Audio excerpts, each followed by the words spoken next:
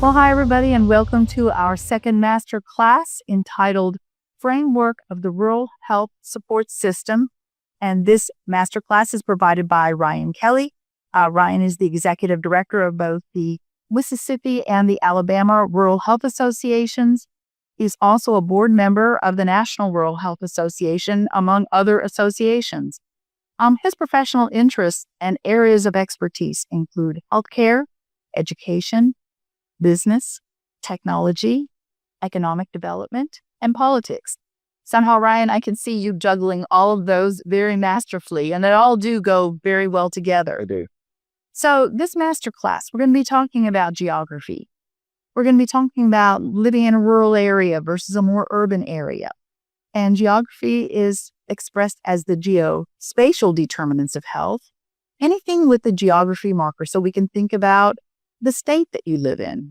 I'm in Mississippi with you right now. That's a geography marker. We can think about the county that you live in. That's a geography marker. Zip code. We can think about the address as well of the street that you live on. So we know that geography predicts your health outcomes more effectively than your ancestry, than your education and your wealth. Zip code and not genetic code is most influential. And almost 1 in 5 Americans lives in a rural area. But, here in the Southeast region, we see rates that are almost double what we see in the nation, with the exception of the state of Florida, which is much less rural. So this master class is going to prepare all of you to better support rural health through informed leadership, strategic planning, and effective use of available resources and policies. So Ryan, welcome, and please teach us. Thank you, Laura. It's great to be here, and thank you for the opportunity. Absolutely. So one thing the National Rural Health Association likes to say is that your zip code should never define your health outcome. And very much like your introduction, I think that's important, an important caveat for us to have as we go through this. Everyone should have as much of an equal opportunity for a positive health outcome as possible. And that's something that our associations work towards, and I know is the goal for all of us to work towards as much of an equal health outcome and equal opportunity as possible. So that's what we'll get into today, is a little bit about what rural healthcare is, how we define it, and then how we can help to push us towards those positive outcomes for them.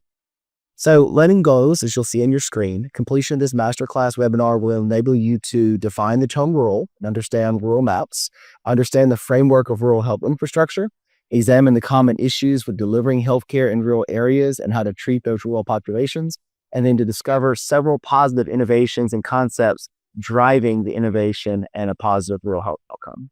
Yeah, there's so many definitions of rural. I'm really glad that you bring that up at the very beginning, because I'm not sure that every member of our audience, whether health professionals or students, are aware of the fact that there might be a state statute, as we have in Florida, that defines rural. The census defines rural. So there's so many definitions we'll get into here in just a moment. And it depends on what you're looking at and what you're doing to define what that rural definition is. One thing as we're talking about this is to understand what is so great about rural healthcare. Why do we want to live in rural areas? Why is everyone flocking right now to rural communities? And these are really obvious. But it's that close-knit hometown feel. As I like to say, the Andy Griffith Sarah Mayberry, we long for that in a lot of ways. And to feel safe, even though we do lock our doors in rural communities, the ability to leave it unlocked and not feel like someone's going to come in. There's something just so wonderful about a tight-knit rural community. Everyone knows your name. Absolutely. Safer, cleaner, more friendly for the most part. Patients love and appreciate their healthcare providers, and it's one of my greatest selling points. If you want to be the most popular person in a community, be their doctor. Oh, yeah. They will know you by name. They will love you. They will buy you dinner. It is amazing because they know how important it is to have that rural provider in their community. People prefer to receive care closer to home than going further off, not just because they have that relationship with that primary care provider, that PCP, but also because it's closer. They know it. They feel ingrained in that community, and they want to be able to stay local. Whether that's for a PCP or a hospital, people want to stay closer if they can. And they may not have transportation, frankly. That's a huge fact. When you live a distance from town, 10 miles, for example, that's a long way to travel if you don't have reliable transportation, a car, a friend, family member, or maybe a bus with, public transportation. Absolutely. And that's a perfect pivot into this next slide here. What challenges the rural citizens face? That's number one on my list. It was rural transportation, particularly those personal vehicles. So, like a car. Does the car work? How many do they have? If they have a family of 6 and they have one vehicle where the person who's off to work is probably the one in that car. And then if you have to go in for a wellness visit, for a checkup, for a sick visit, how do you get there? And you've got kids you've got to take to school and they've got their activities, or maybe you're at work and they're sick. Absolutely. And so you have to leave work and come home and get them. And then you have to take them to their appointment and then take them back home and then go back to work. Well, if you work 30 or 40 miles away, that's a day. Yes, that's a day. Exactly. So a kid having a 100-degree fever at school, probably more likely to stay at that school because logistically, right, for a variety of reasons, that may be a major challenge. So yes, all major obstacles for sure. Rural communities do tend to be older in age, tend to be a little less educated, tend to be more heavily on Medicare and Medicaid as the payer source, and which opens up other challenges, particularly right now, more patients are on Medicare Advantage than Medicare. And I'm not going to get into the laundry list of challenges that Medicare Advantage has right now in rural areas, but it is a different payer source. It's actually taking Medicare dollars, putting into private insurance, which then has some benefits, but it also has some challenges, which, that's maybe another master class down the road. But that is a factor, and it is growing in number. Right now, most of our states, more than 50% of the population is now on Medicare anymore, or of 65 or older, is now on Medicare Advantage. So, and that was a growing trend nationally. As I mentioned, tend to be less educated, which does not factor in much except for the health literacy side. Understanding how to navigate the healthcare system, which at times seems intentionally complicated for all of us, right? I'm part of the healthcare system. I've been a practicing health professional for my entire career. And I will tell you, I cannot navigate the healthcare system. Exactly. Yeah. And so if knowing the healthcare system to navigate, how is someone supposed to do it otherwise? It is extremely difficult. So many nuances. Yes, yeah. Absolutely. Obviously, statistically less wealthy than urban. We see that if you go through our rural communities. Not that everyone is unwealthy, but more of our rural communities are what will be impoverished, or the median income is significantly less than urban. Obviously, that's less dollars in someone's bank account to be able to pay for healthcare, pay for insurance. And so your uninsured rate is higher in rural areas than the non-rural areas. Also, your cash rate is slightly higher too. People are literally paying cash for services, which again is not a huge number, but it is a factor that Chloe said. I want to go back to the point that you made about education and literacy. Masterclass number 4 is going to focus on literacy and reading, and Alyssa Hobart is going to join us. She's a reading expert from Ole Miss. She's going to get into the details, from the academic perspective. What do you know about why education levels and literacy levels are lower in rural areas? Do you have any thoughts about that from the work that you do? That's a great question. With rural associations, yeah. And I wonder that too. So, stereotypically, your rural schools often are not as high quality as your urban schools. Don't have the same resources because property taxes support our schools, bring resources. So, rural acreage doesn't demand the same price for taxation purposes as more urban areas. That's right. The workforce side on education is much the same as the urban. Or being able to get quality teachers, quality administration in rural areas is often a greater challenge.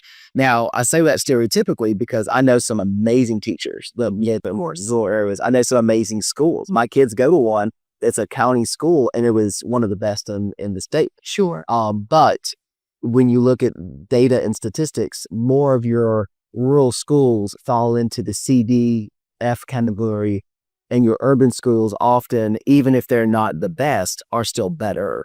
And then, of course, there's the socioeconomic side. If there's private school, not everyone can afford a private school, and certain lumps. And then some of it even gets into the cultural side. Sure. Education tends to be less of a priority in rural communities. And I think it goes back to the agricultural days, but it still is staying ingrained now. But does that mean all families don't value education? Sure. Fewer do, respective to urban counterparts. And frankly, if you can make money while you're 15, 16, 17, and you're meeting your expenses, sometimes that's a disincentive to delay satisfaction by going to school and having a higher salary. Several friends of my boys growing up started working right out of high school, and they're making wonderful incomes. And so, why would they give that up to go back to school? That's right. Yeah. Absolutely. My wife's an educator, so I could talk about this out there. I wanted to sway from the next session, but it is a fascinating topic to go down, getting into quality of education, testing, standardized testing. What has that done to teachers? How are they able to teach? What are the learning objectives and the goals? And then if you get into testing now versus testing in the 1950s and then testing in the 1900s, you would think we're going backwards. So it really challenges us to analyze what are we doing now and what we're doing. Is it actually helpful in the long run? So great questions to be answered by people more educated than I am. Well, they said all there with that. You just salted the meat for them. Okay, so everybody will want to look ahead and plan to join us for that 4th master class. I look forward to it as well. The last point here on this particular slide is access to quality food, safe places to exercise, and resources for wellness. And that's a huge factor, particularly for those that they understand their health, they want to invest in oral health. But if you literally live 30 miles from a grocery store and you can't get there to get fresh food, now you're having to get more canned food, processed food, frozen food if you can. The preservatives in the food, the quality food is usually less. Oftentimes people use a gas station or a quick stop as their source of food, which is, from a quality standpoint, some of the worst food we can have. Dollar General is actually a luxury in some of our communities. In fact, we've actually worked with Dollar General on the fresh market, at least to get some healthy food in there, Right. versus it coming in a can. I think that's a really novel approach, to be honest with you, to improve nutrition status. Yeah. Yeah, because the Dollar General effectively is the old general store. Well, it is. Or corner store. And so we sometimes downplay some of those opportunities. We think about a Kroger or a corner market or a Jitney Jungle, a big grocery store, but the corner store still serves as a valuable market if they can have the quality food that we made. So thinking outside the box, obviously we love farmers markets as well, but things that are sustainable that provide that quality. And then just a safe place to go walk or run or exercise. Not every community has a gym. Not every community has a road that you can run on, a sidewalk. Which for me, the built environment, communities with sidewalks and you can walk everywhere, that is a lost art that we have that we need to get back in our communities. So as you mentioned earlier about definitions for rural, I wish there was one definition that we could point to, but I say there are 15 federal definitions, but then you have the state definitions as well, which adds to it. So when Sendat asks me, and it's a very common question, what is rural? Well, rural is a lot of things, depending on what you're looking at. So we'll look at a few maps here on what rural is, as well as an imagery of what rural is, because I think sometimes we have an idea of what rural is, and I could put some of those pictures up, but I want to reflect on some of the really good of rural as well. I want you to know that my shorthand definition is that a rural area is a place where you have more cows than people. That's a pretty good definition. Never seen that one written down yet, but that's what I shared with my students at the University of Florida. I would reason that would hold water in a lot of cases. So these are some images of places I've been that I think are just absolutely gorgeous, and they fall under most all federal definitions of rural. The first one, closer to you, Lake Helen, Florida. This is a gorgeous town, absolutely gorgeous, but it is still classified as rural. Not necessarily what you picture when you think of a rural community, but it absolutely is. Fort Payne, Alabama. We have a lot of members in the Alabama Rural Health Association in Fort Payne. Great rural town, a really awesome pediatric rural health clinic that we work with very closely there. Really, really great place out in North Alabama. So Lair, Mississippi, here closer to me. Did anyone who's watched the TV show Hometown That's where it is based. It's in Laurel, Mississippi. And I know people from outside of the United States that will call me and say, "Hey, Ryan, I know you're close to Laurel, Mississippi. How many days should I spend there to go and see everything?" I'm like, "A good afternoon. The pretty will take care of you." Laurel is not as big as you think it is. Like, but it is gorgeous. And it is a beautiful downtown. And I love the fact that they're investing in the community Right. and fixing up houses. And it's really put Laurel on the map. It is a small rural town out in South Mississippi with a very nice hospital and good health care. But it is a small rural town. So some examples of rural communities that are maybe atypical of what people think of, but they absolutely are rural, in addition to your really small micro communities and, communities of 100 people or so, 200 people in the Mississippi, the Alabama Delta, or, up in the Appalachian communities. We have large communities that are really nice as well. And they all fall into that same bucket. Right. So rural maps, here's one map that is often used, and this is based on the U.S. Census Bureau. 2020 census, the newer maps are still being developed right now for the newer census. So 2020 is still often used at this time.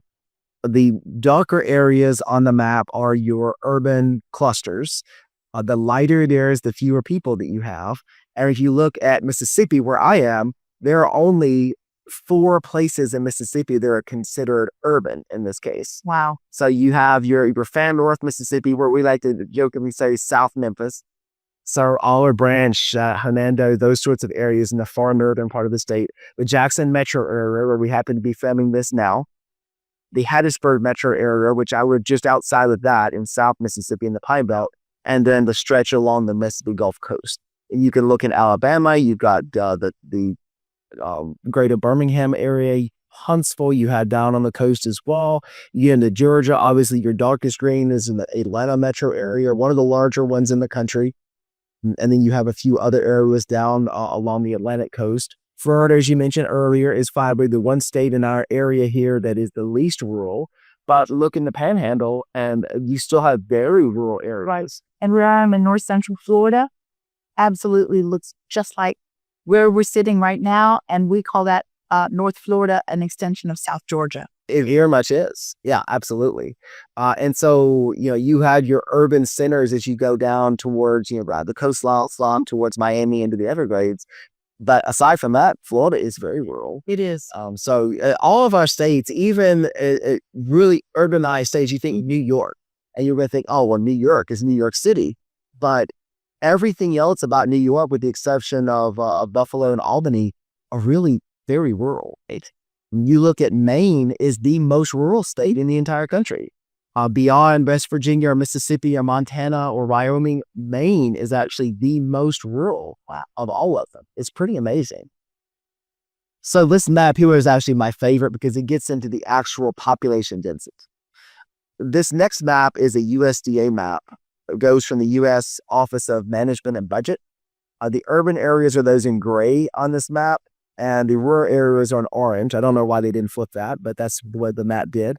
And so again, you can look at what the USDA classifies as urban versus rural. It makes basically the same sense. It expands their look at the population density of the U.S. Census map versus the USDA map. And this gets into counties, and it gets into counties that are designated urban based on population, but also transportation as well. And that's an interesting factor. As an example, if you look down in South Mississippi, Stone County is considered urban in this case, but Stone County is literally nothing more than the town of Wiggins and trees and national forest. Oh. And it is considered urban because people drive through there, often the Highway 49 from Hattiesburg to the coast. And so it is considered urban for that reason. Tunica County in Mississippi is also considered urban because it's got casinos and people drive to and from those casinos. Oh my goodness. So I don't like this map personally. Sure, if you do anything with the USDA, this is the map to use.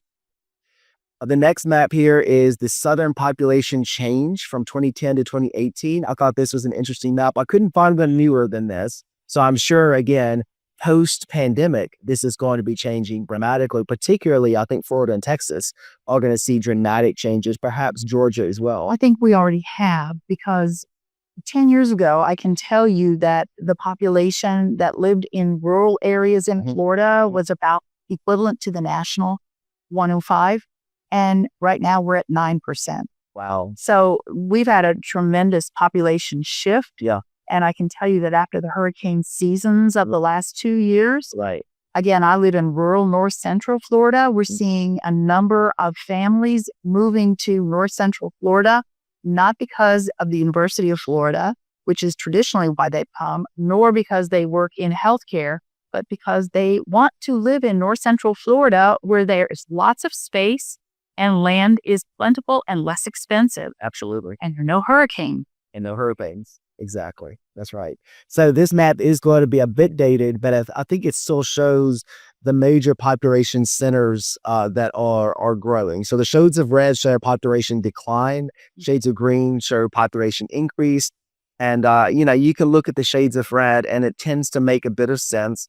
Looking across the Mississippi River, Arkansas, Louisiana, Mississippi, along the river in our Delta counties, you do see some pretty dramatic red shifts, populations that are leaving those areas, which is a huge factor in what we're going to talk about on the healthcare side, because the fewer people you have, even though we have parity in healthcare, you don't have that many people. Eventually, someone's got to pay the bill for healthcare. And if you don't have that many people, those that are left are stuck fitting the bill for whatever healthcare that can be provided left in those communities. And it becomes a dollars and cents question that becomes very difficult. The Black Belt of Alabama, which is the other rural side, I'll also considered in the Delta because there's rivers that run through there. It's a lot of farm, also kind of bleeding people, if you will, the Appalachian areas up towards the Appalachian Mountains, Virginia, West Virginia, Kentucky, and to an extent, also starting to lose population. And then some of South Central Georgia starting to, but then you look Texas, Florida, the Carolinas, parts of Tennessee are starting to gain population as people are flocking to those urban areas, but also the rural areas that are advantageous, as you mentioned with North Central Florida. And you made a point about population shift and how when people leave rural areas, then those who remain have a larger responsibility in terms of bearing the economic responsibility. I can't help but wonder if that isn't seen in both healthcare, but also in education that we were talking about earlier. Because again, as people leave the farms and move into urban areas, those who remain in the rural areas are bearing the responsibility themselves for managing, keeping the schools and the resources going. So I like to say that every community is built on a three-legged stool: education, healthcare, and the economic of it. So you could say economic development or an economy or gross median income or whatever you might say, but basically those three, without each of those, if there's no jobs, then no one's going to be there. So then your healthcare and your education is going to go down. Without education, you're not going to have jobs because no one wants to work there because no one can work there. So the other two are going to hang out. Without healthcare, you're not going to have companies come in. So you're not going to have quality education. So the question is like chicken or the egg. It's all laid out once you've lost. Sure. And I really think the answer is you have to build up all three sides at the same time. Yeah. You cannot sacrifice one without the other. That way, if you start leaning on one and sacrifice the other ones, they will all fall. Right. So, well, throughout this masterclass series, we talk about the importance of collaborating, working across silos. So what you just said about education and healthcare, these aren't independent silos in our communities, whether it doesn't matter what size community we're talking about. If we're not getting a good education and children aren't learning to read, the literacy is poor, they're not going to be able to manage their health. That's right. If their health is poor, that's going to affect perhaps the next generation. And, we are so dependent on one another that health professionals need to be concerned about schools. Yes. They need to be concerned about the fact that we are not teaching health in school. Absolutely. And teachers need to be concerned about health, their health, the health of the community, knowing that it's by education and the work that they're doing that they are empowering and enabling themselves and people in the community to participate actively in healthcare. That's right. So it's a mutual exchange. I would certainly challenge anyone in education to consider how we are doing education now versus how we were doing education before we took out physical education and health classes. in our curriculum. Are we better now than we were then? And I would say we were probably far better then because kids are getting out energy on the playground, they're burning calories, they're being healthier. Regardless of school lunch, obesity is worse now than it's ever been. Right. So we're doing something wrong. Maybe we should go back and take a look at where we were and make some changes based on the positives of where we were and integrate the good things now Right. to form a better solution on the education side. Certainly in COVID, we discovered that very well-educated people and people who were not so well-educated fell prey to all kinds of misinformation about how to avoid COVID, treat COVID, prevent COVID. So the fact that we don't understand our health, like you said, we've removed some academic subjects from the curriculum. We're not in a good place as a result. Absolutely. Yeah. That's right. And you still see that today. Absolutely. People that are doing this and that without being specific, that are illogical and unscientific Right. and non-helpful, but they have bowed into whatever narrative they listened to that was often wrong on any side of how you look at it. Sure. And that's one reason why I'm very fortunate to have the education from a healthcare perspective, because at least all those virology classes come in handy. I understand how a virus works and what does work and what does not work. And I try to, as much as I can, as many others do, tell others how to treat. But as a global population, if people don't understand their own bodies and how to protect and how to defend what works and what doesn't, then we see what we have now. So last population demographic slide here. This details the total population versus the rural percentage of population of all the states within our catchment area of this masterclass. So we can see through the U.S., 331 million people roughly, 20.4% of those in rural areas. You kind of mentioned that earlier. Alabama, 5 million population with 42% that's rural, so just slightly less than half. Florida is kind of an oddball here. We are 21.5 million people, obviously a very popular vote.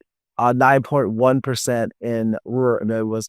But again, very clustered into those cities. Right. But then when you go rural hard, Florida. Let's look in 5 years and see how many people have relocated from South Florida. I'm thinking Miami-Dade County, Fort Myers, Sarasota, Tampa, Pinellas County, St. Pete, because those areas have been hit pretty hard with the hurricanes. I think we're seeing population shifts. They're going to be, in 5 years, significantly different. Absolutely. I think you're right. Yeah. Georgia, I wonder if it's the same with the Atlanta metro area. 2.7 million, our second most populated of our catchment area, 26.6% rural. I think that's also going to increase a bit. Kentucky, 4.5 million, 41.6% rural, about what you would expect. Kentucky.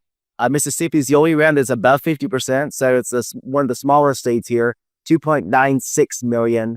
We're 54.4% rural. So Wow. More than 50% of Mississippi are rural. North Carolina, 10.4 million people with 33.3% rural. South Carolina, 5.1 million, 31.8% rural. And in Tennessee, 6.9 million people, 43.7%. So all of them all have a heavy rural percentage, some more than others. But all of them, as I mentioned with Florida, when they go rural hard. Absolutely. And none of our states here in the Southeast have frontier, which is something unique to the West. So you go Montana, you go Wyoming, you go some of the really large where they property. The Dakotas, and that goes from urban to rural, not a lot of urban, but to rural to frontier. And there's a whole other laundry list of things. It's the rural challenges times 3 from a frontier standpoint. So I'm not talking about that here. Obviously, frontier is just rural magnified. So what towns and cities in your state, this is a question for the audience here, what towns and cities in your state seem to be large but are still classified as rural? Kind of consider that. Look into your own state and think, is my state or is my area urban? And challenge it. Maybe it's rural, or maybe you think it's rural and it's actually urban. Take a look at that. There's some really interesting tools. My favorite one, comes from a national database. You can just Google "Am I Rural?"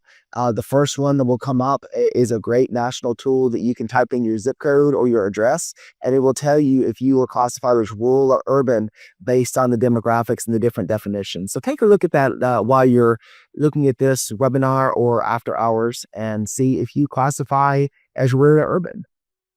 And this is that tool that I mentioned, the Rural Health Information Hub. Right. This is, if you just Google "Am I Rural?" this is the tool that will pop up, and you can enter your address, and it will give you all of the demographics of your area.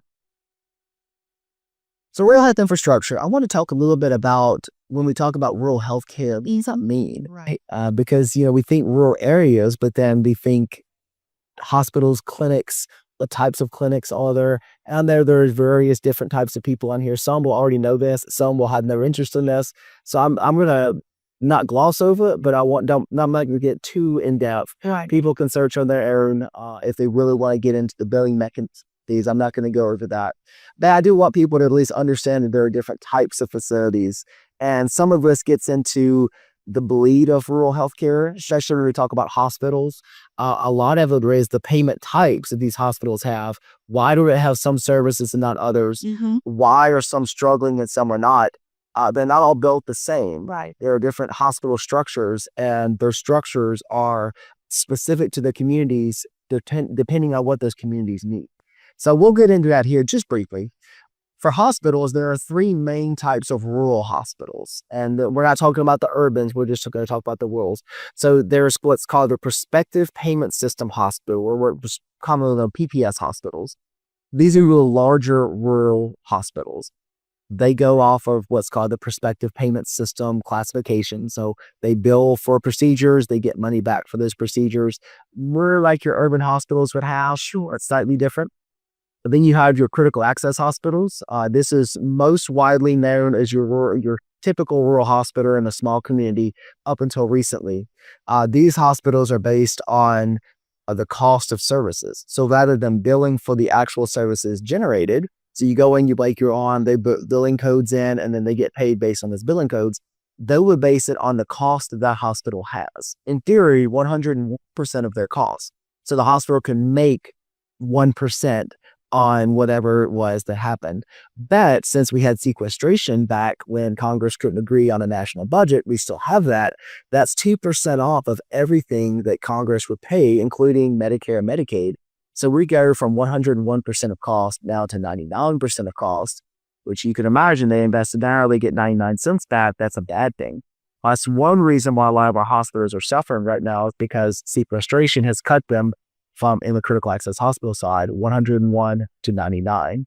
There's a lot of other cuts that have happened as well, which is hurting them more. But then there's some opportunities there that we'll talk about here in a little bit that's helping to get them back up. So you can make money as a critical access hospital, but you're not going to make a lot. Sure. So what happens in a community if that's maybe population is starting to dwindle? Mm-hmm. You have a critical access hospital. Mm-hmm.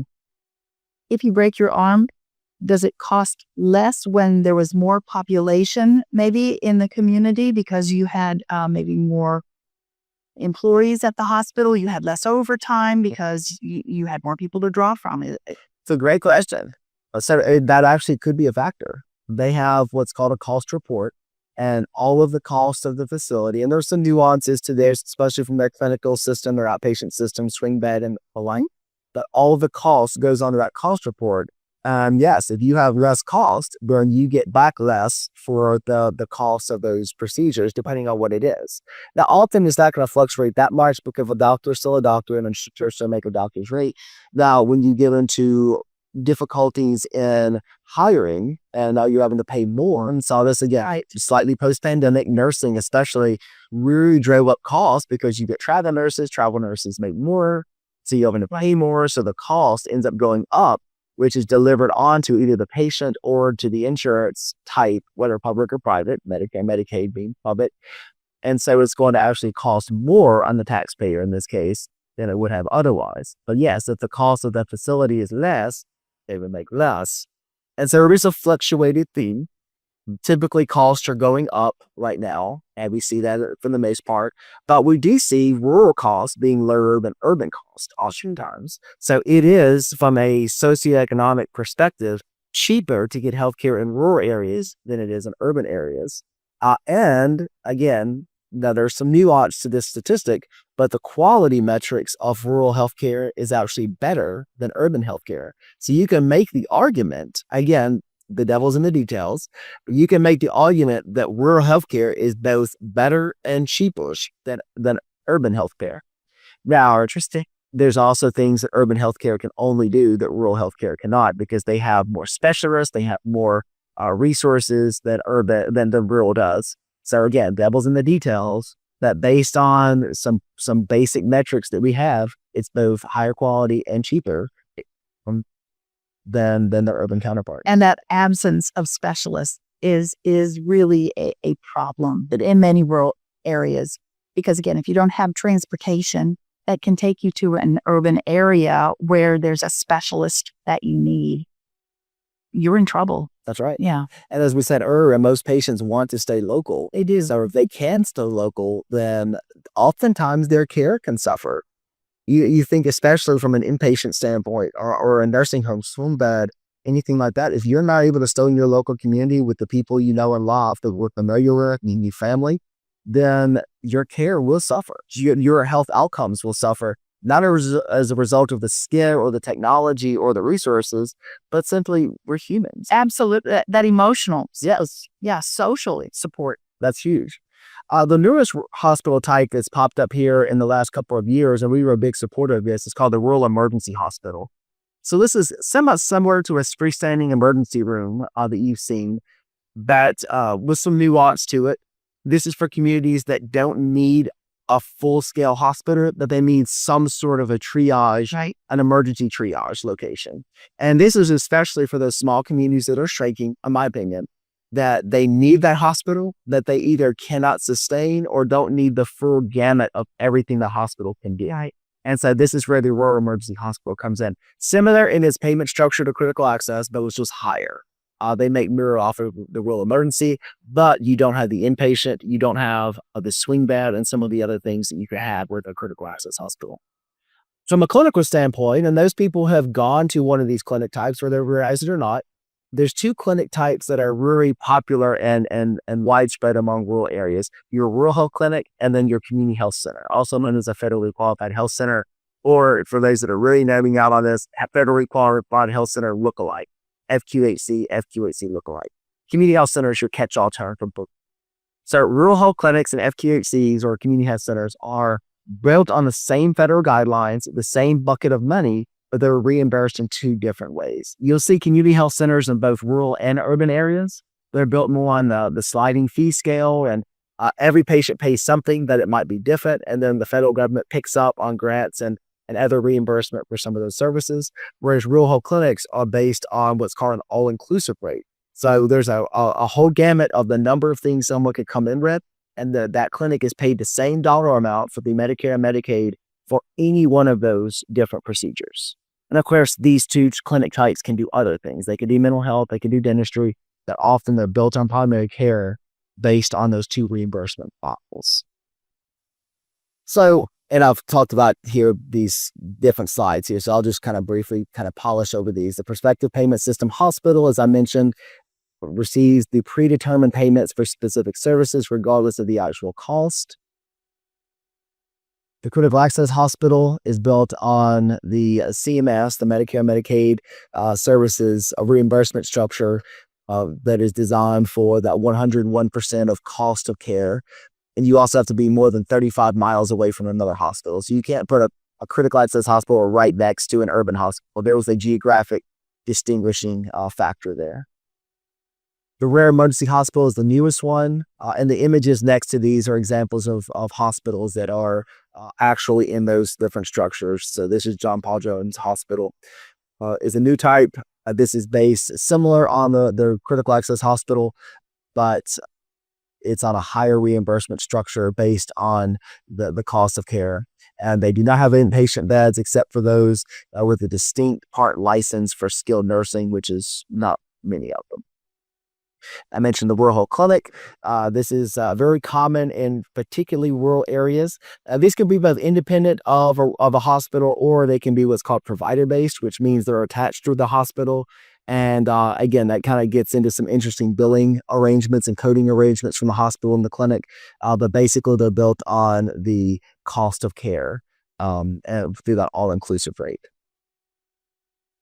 And then the community health center, this is your catch-all FQHCs and FQHC lookalikes. These are both in urban and rural areas. So the one I have here on the screen was actually very close to me, is South Mississippi Rural Health Initiative. They are based in Hattiesburg, but they're also in some of the rural communities around. So they are both urban and rural. And then they are based on that flat sliding fee scale. They are federally funded, primarily built what's called the indigent poor, so the poorer populations, but available for anyone. And they often have some very good quality care. They will often have dental, behavioral health, mental health. They get in a variety of other areas, and usually a little larger than rural health clinics. Not always, but usually. It's good to be able to address all areas of health and not just focus on your physical health and well-being alone. Absolutely. Yeah. And the best clinics are the ones that either directly or indirectly have the full gamut of healthcare specialists. Because, and oral health is one of the hugest drivers behind opioids. In fact, the largest for opioid addiction, because you think if you have mouth pain, that's debilitating. No one wants mouth pain. And you usually wait until the very end when you just can't stand it anymore.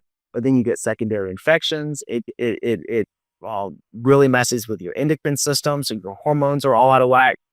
People have gotten sepsis from mouth infection. Sure have. It is a heart disease, absolutely. Some of the most serious health outcomes have been caused by tooth decay and infections of the mouth. So it's a very serious thing. So the question for everyone again, had you ever been to a rural hospital or a rural clinic? And what was your experience like compared to that of an urban facility? Did you enjoy it? Did you find it more close-knit? Or did you think there were challenges? We would actually love to hear that. If you contact me, I would love to know. But I'm curious of anyone who has been to one of these facilities and what your experience was like. So main sources of support in rural healthcare. These are kind of the things that are driving innovation and driving some positive reinforcement of rural healthcare.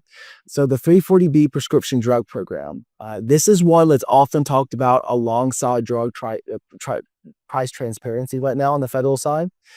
This is a discount drug program that allows any patient of a rural community over what's called a 340B pharmacy, 340B eligible pharmacy, to get a significantly lower cost of that drug. Okay. And specifically what happens is that 340B pharmacy purchases it from the pharmaceutical company at a dramatically discounted price.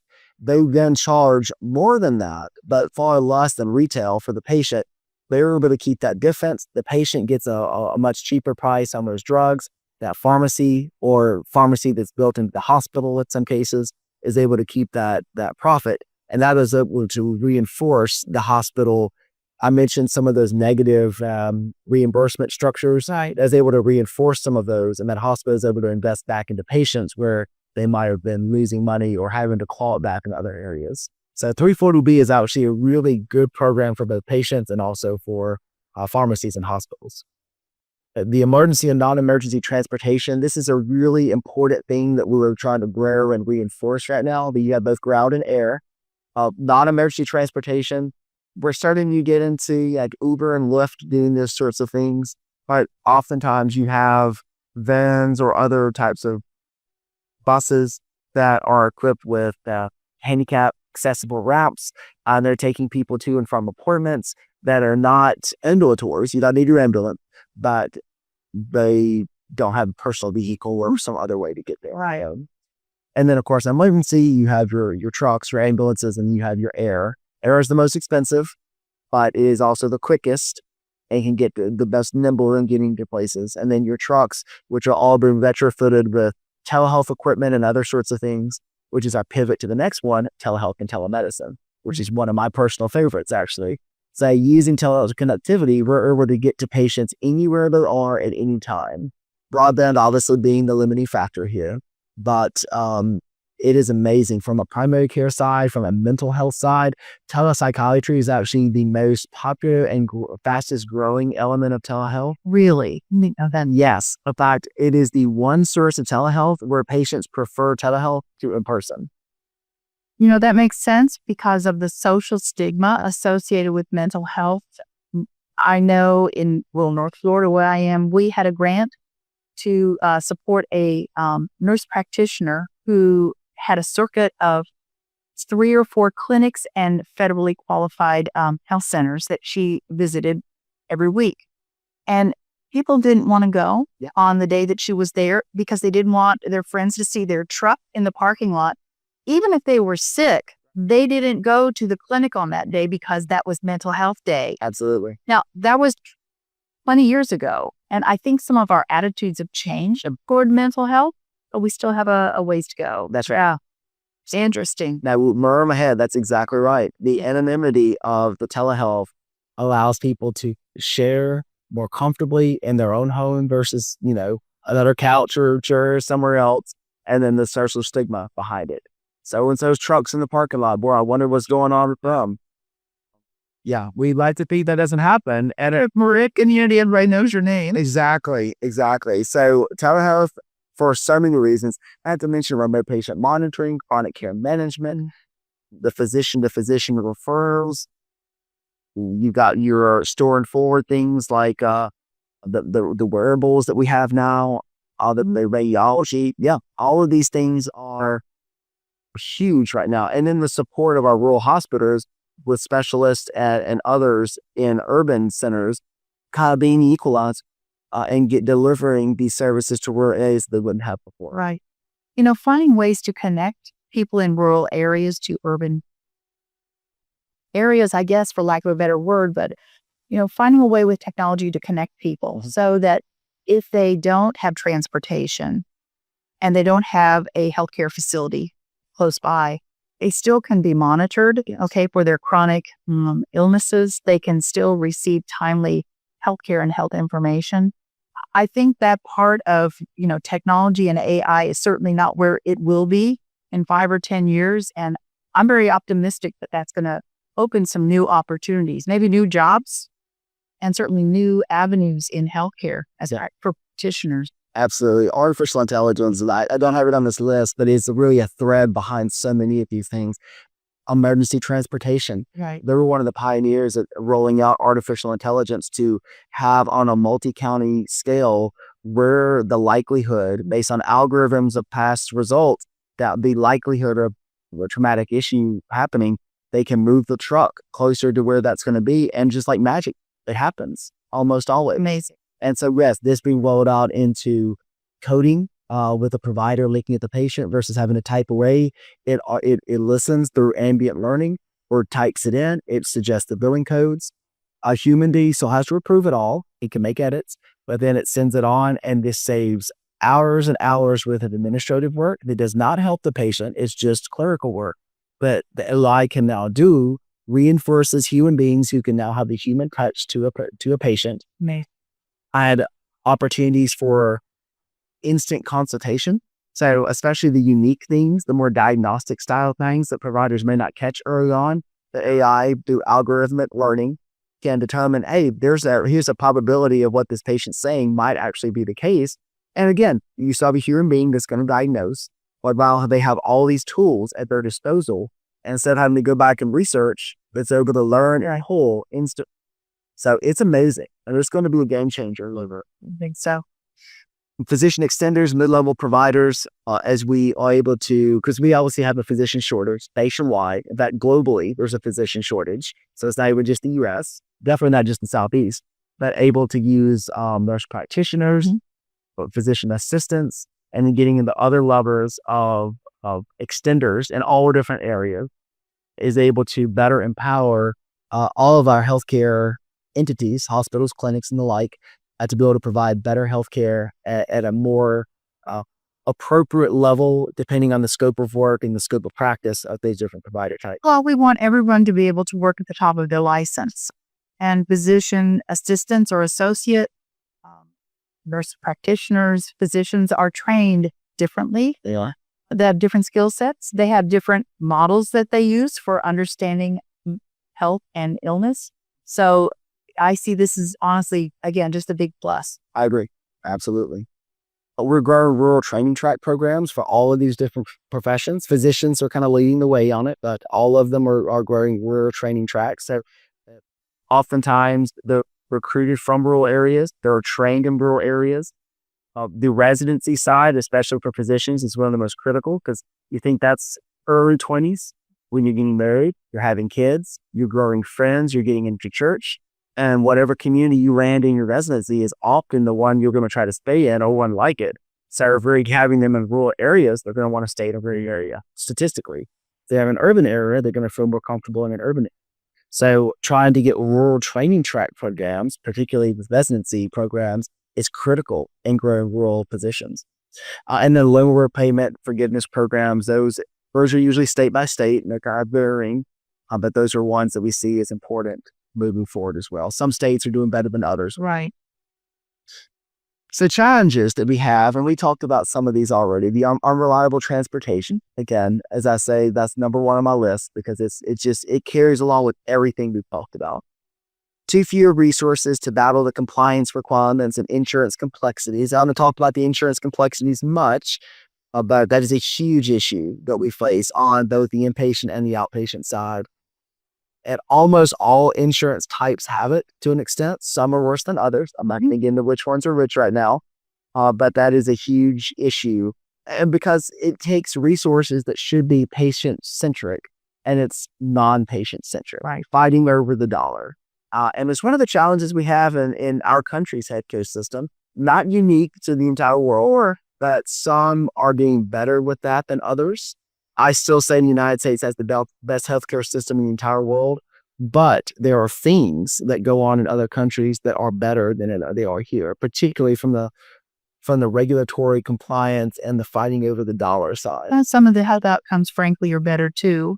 Longevity has rebounded in most of our peer nations, but not in the U.S. So we do have the best technology, but there are some other differences. Yeah. There are. Absolutely. And yeah, devil's in the details for those, which we don't have time to go into today, but there are things we can all learn from each other. So learning from our peer nations. A lack of timely, correct, and sufficient reimbursement for services kind of going along with the other. If doctors could get paid what they were owed in a timely manner without them having to worry about it, we'd be in a lot better shape. Right. But that is not happening in most cases right now, and it is a major challenge. Workforce issues, mentioned this earlier, physicians, nurses, dentists, and that just scratches the surface on where we are short. And in particular, rural feels the effects of that because if we're short everywhere, frankly, most people want to live in an urban area versus a rural because there's more to do. Restaurants are open later. You have more restaurants, you have movies, you have all these other things. Not that doesn't exist in rural areas, but urban has more of it.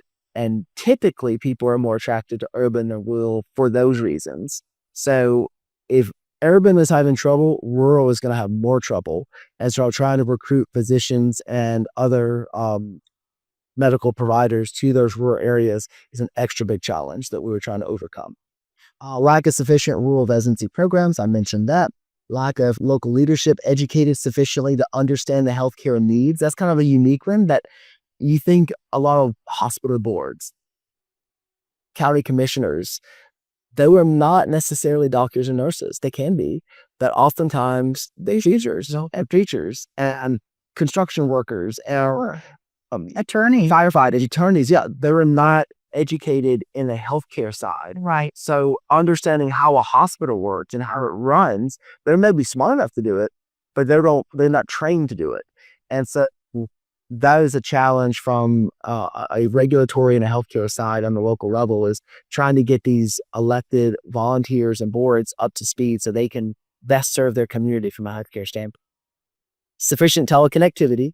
Many of our states doing great. I look at Mississippi as one of those, a major leader in telehealth, major leader in broadband expansion. Georgia, Florida, Alabama, the Carolinas, Tennessee, they're doing great. But there's more that needs to be done, more rollout, more organization of the funds. I think there's enough money in it, but where the money's going, how it's being rolled out, and the timeline of it But we've got fiber, we've got cellular, we've got satellite through like Starlink and all. There are so many opportunities now that even 5 years ago we didn't have. Certainly more than 10 years ago. So we're getting there, and we're getting there fast. And then, as we talked about earlier, the health literacy side, just understanding one's own health and how to navigate the healthcare system. It's hugely important. It is. So questions again for the audience. What do you believe is the biggest challenge in rural healthcare today? From your perspective, what is the greatest challenge that you've experienced in navigating the healthcare system? And if you're a provider, you probably have a different answer than you do as a patient. Maybe not. And what is the best opportunity for improvement in rural healthcare today? What do you think we could do better? What do you think are opportunities? Maybe ones that we've talked to that, or maybe ones that we haven't, to improve rural healthcare in your local community. This is my contact information on here. I would love to hear from our audience. If you have any questions or anything that we can do to assist, I would love to know what that is. So please reach out anytime. As we mentioned, I ran a bunch of organizations. The two that are most applicable for us are the Mississippi and the Alabama Rural Health Associations. And so this is my information for both of those. But I would love to hear from our audience. Brian, thank you so much. And so for everybody, as we close this masterclass, I'm going to give you a practical assignment, and it's something you're going to enjoy. Ryan talked about differences between rural and urban areas, and the fact that some people who live in urban areas may have never been in a rural community to understand the dynamics and the culture, and to see what the healthcare organizations look like. Just looking at the size of the organization can be very educational. So here's a weekend activity, or maybe something to do when the weather is pleasant outside. Get a friend, or maybe get a car full of people. You can all share the gas. And look at a map. Where's your closest rural area? This is an assignment that I've given to medical students that I teach. Most of the medical students that I work with at the University of Florida come from large urban areas in the southern part of the state. So for them to come to Gainesville, Florida, which is in the rural north central part, is it's a culture shock, truly. So they go on a Saturday with their friends to a town that I assign in class, and I give them questions to ask. Talk to people while you're there. Ask them what they think about their community. You might be surprised. Everybody doesn't want to live in a large town. They live where they do because it's home. And maybe there's a farm, or maybe there's land that's been in their family for generations. Maybe there's a business that the same way. Maybe, again, there's just a sense of identity and closeness that they would never want to give up. And it's interesting what you can learn from a few hours spent in a rural area. Just the sheer beauty is enough to take your breath away. For me, that's the reason I live in a rural area in Alachua County.